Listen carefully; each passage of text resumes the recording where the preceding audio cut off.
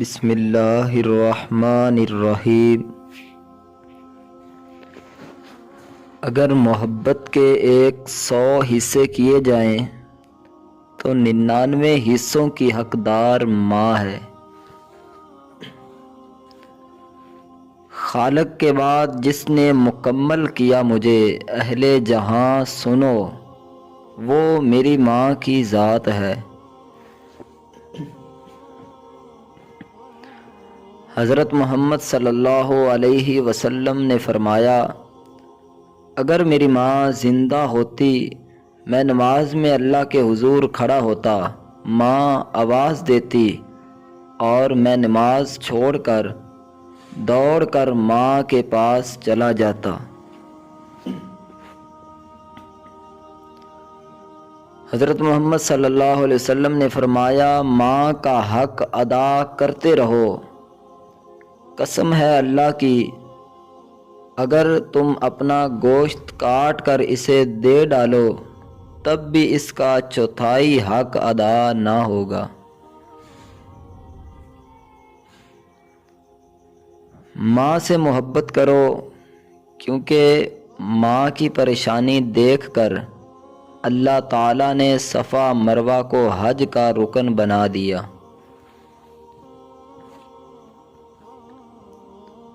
سخت سے سخت دل کو ماں کی پرنم آنکھوں سے موم کیا جاتا ہے۔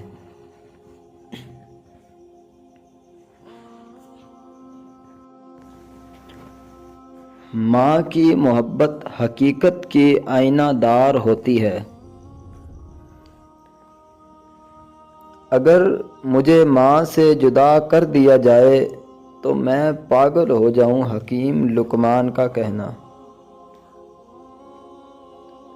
آسمان کا بہترین اور آخری تحفہ ماں ہے۔ جیسے جیسے عمر گزرتی ہے احساس ہونے لگتا ہے کہ والدین ہر چیز کے بارے میں ٹھیک کہتے تھے۔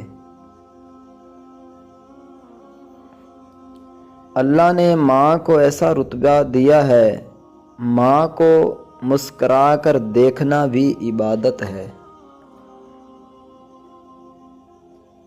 اگر تمہاری ماں غصے کی وجہ سے تم سے بات کرتے ہوئے ڈرتی ہے تو پھر افسوس کرو، کیونکہ تم نے اپنے ہاتھوں سے اپنی مغفرت کا دروازہ بند کر دیا ہے۔ رشتوں میں سب سے افضل رشتہ اور درجہ ماں کا ہے۔ ابھی زندہ ہے ماں میری، مجھے کچھ نہیں ہوگا، میں جب بھی گھر سے نکلتا ہوں دعا بھی ساتھ چلتی ہے۔ جب انسان اپنے ماں باپ کے لیے دعا کرنا چھوڑ دیتا ہے تو اس کا رزق بھی روک دیا جاتا ہے۔